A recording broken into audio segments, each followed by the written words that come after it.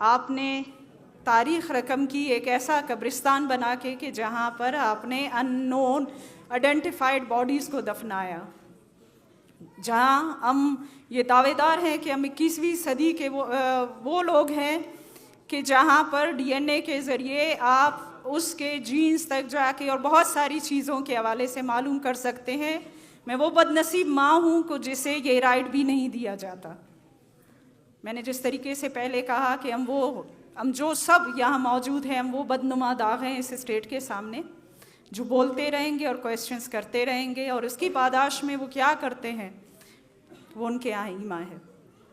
आप उनका कॉन्स्टिट्यूशन देखें जिसमें आर्टिकल 9 है, 10 है, 15 है, 19 है, वो सब क्या कह रहे हैं।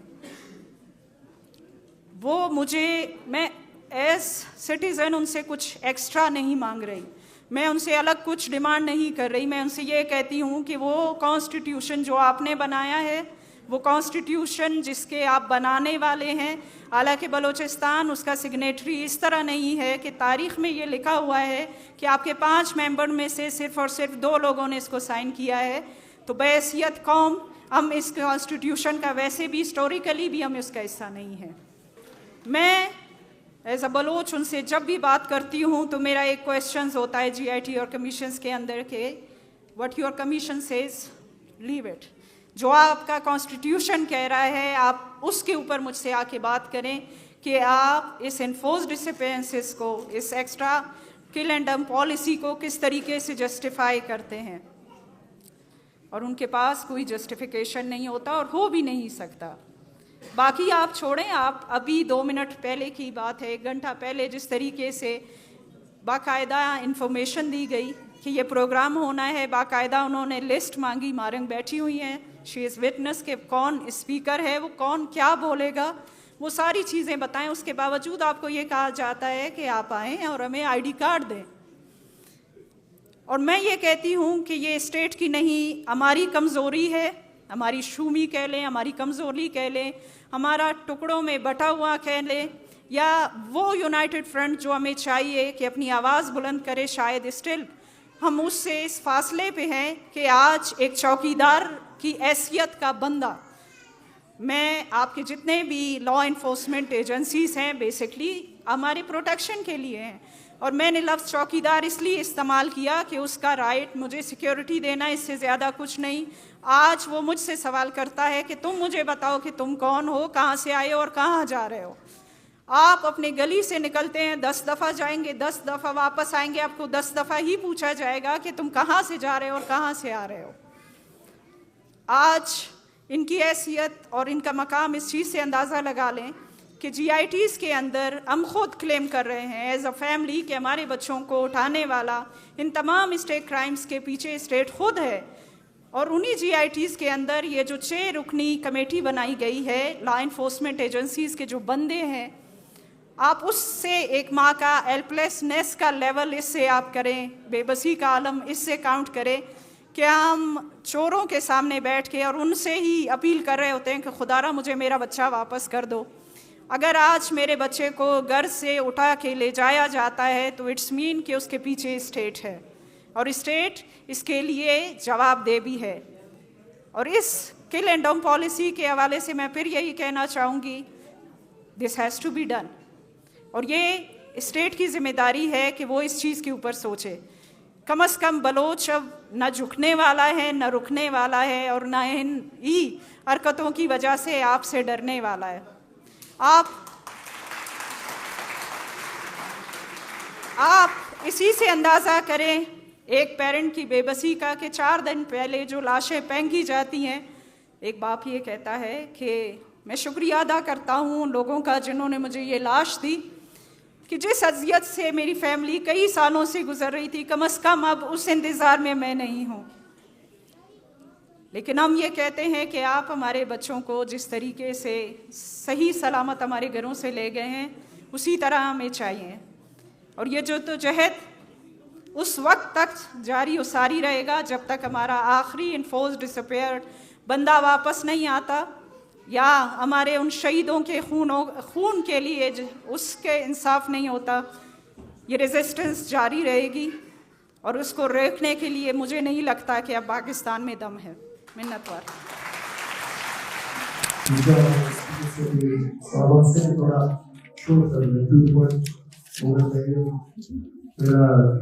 तीसरा सवाल से जो फैमिली है जिसके दो भाई लापता है, तो मेरा सवाल आपसे ये है कि जब आपके भाई लापता हुए तब आप तो बहुत छोटी सी थी, आप इतने वक्त से आपके और आपके फैमिली के ऊपर कौन सी मुश्किलात पेश आए, किस तरीके से आप यहाँ तक पहुँची है, आपकी जिंदगी पर इसके क्या असर है जो आपके भाई लापता हुए? देखिए, बलूचिस्तान एक पसमानदा सूबा है, ये तो हम सब जानते हैं। और मैं भी खुजदार के गांव से ताल्लुक़ रखती हूँ। 5 घरों पर मुश्तमिल एक गांव, वहाँ पर हम खुशी से रह रहे थे। और हमारा दूर एक कमरे पर मुश्तमिल एक स्कूल था, लेकिन वहाँ पे भी टीचर नहीं थे, टीचर्स की कमी थी। और उस वक्त मैं बहुत छोटी थी, तब मेरे भाई आसिफ को जॉब मिला पुलिस में। तो उसने मेरे अब्बू से कहा कि अब्बा हम लोग शहर चलते हैं, मैं अपनी बहनों को पढ़ाना चाहता हूँ। और उस वक्त हम खुजदार शहर चले गए। मैं बच्ची थी, लेकिन पढ़ाई के ख्वाब और एक अच्छी सी ज़िंदगी जीने की ख्वाहिश थी। और हमने खुजदार में पढ़ाई भी शुरू की। और मैं शायद मुझे पढ़ने की इतनी ज़्यादा शौक़ नहीं थी, लेकिन मैं इसलिए मेहनत किया करती थी कि मेरा जो रिज़ल्ट कार्ड होता था वो देखकर मेरा भाई बहुत ज़्यादा खुश होता था। और हमेशा मुझे कहता था, सायरा तुम्हें पढ़ना है, जब तुम मैट्रिक करोगी तो मैं तुम्हें क्वेटा भेजूंगा पढ़ने के लिए। मैं वो बच्ची जिसने कभी खुजदार से बाहर कदम नहीं रखा था, तो मैं बहुत खुश हुआ करती थी, सोचती थी क्वेटा कैसा होगा, मैं वहाँ जाऊंगी, मैं पढ़ूंगी, कुछ बनूंगी अपने वालिदैन के लिए, अपने भाई के लिए। और मुझे आज भी याद है, मैं उस वक्त 8th क्लास की स्टूडेंट थी, मैं फ़र्स्ट आई थी। और मैं इंतज़ार में थी कि मेरा भाई पिकनिक से वापस आएगा तो उसको रिज़ल्ट कार्ड दिखाऊंगी। और अचानक मुझे पता चला कि मेरे भाई को रियासती इदारों ने ख़ुद उनकी गिरफ़्तारी ज़ाहिर की। अचानक मैंने अपने मेहरबान भाई, जिस पर एक गर्म सी हवा भी हमें बर्दाश्त नहीं होती थी, उसकी तशद्दुद ज़दा तस्वीर मैंने देखी। मेरे भाई पर बहुत ज़्यादा तशद्दुद किया गया था। उस वक्त मुझे बहुत बड़ा सदमा लगा, जिससे शायद 6 साल गुजरने के बाद भी मैं नहीं निकल पाई हूँ।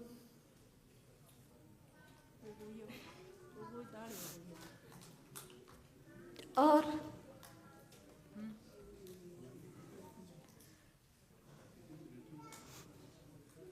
उसके बाद सबसे बड़ा असर मेरे ज़हन पर हुआ।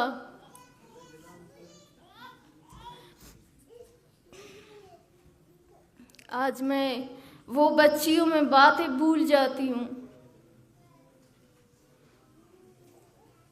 मैं बहुत ज़्यादा ज़हीन थी, लेकिन आज मैं बहुत ज़्यादा कमज़ोर हो चुकी हूँ। और मेरी कमज़ोरी की वजह मेरे भाई की जिबरी गुमशुदगी है। और मेरे वो बूढ़े वालिदैन जिन्होंने बहुत सारे ख्वाब देखे थे, बुढ़ापे में उनका बेटा उनकी खिदमत करेगा, वो आज बीमार घर में पड़े हैं। मेरे वालिद साहब की बहन, मेरे भाई के साथ मेरे कज़न भी लापता हुआ है। तो उसकी वालदा को 1 साल पहले हार्ट अटैक हुआ। और इस दिल के दौरे की वजह भी उसके बेटे की गुमशुदगी थी, जो आखिरी वक्त तक कहती रही कि काश एक दफ़ा मैं रशीद को देख पाती। अब मुझसे रशीद के जिबरी गुमशुदगी के जो सदमा है वो बर्दाश्त नहीं हो रही है, मैं बर्दाश्त नहीं कर पा रही हूँ। और 1 हफ्ता बाद उसको दिल का दौरा पड़ा और वो नहीं बच पाई।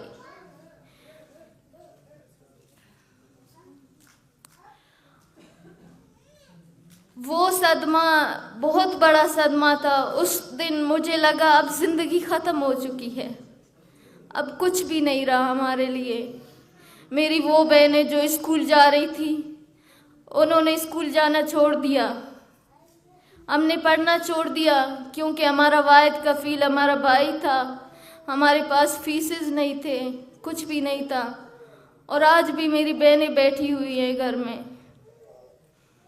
फिर मैंने फ़ैसला किया कि मैं खामोश नहीं बैठ सकती, मैं अपने भाई के लिए बात करूँगी, मैं निकलूँगी घर से। मतलब मैं वो बच्ची हूँ, हम जब छोटे थे हमने खुशदार के हालात तो देखे थे, लेकिन उस वक्त हम समझ नहीं पा रहे थे क्या हो रहा है, इंसानी हुकूक क्या है। किताबों में तो हम लोग पढ़ते थे कि ये पाकिस्तान के हम शहरी हैं, हम पुरम शहरी हैं और हमें हक दिया जाएगा जीने का, सब हुकूक हमें मिलेंगे। मुझे उस दिन पता चला कि ये सब झूठ है जब मेरे भाई को लापता किया गया। वो सब किताबें झूठ है जो हम पढ़ते हैं, यहाँ पे कोई हुकूक नहीं है।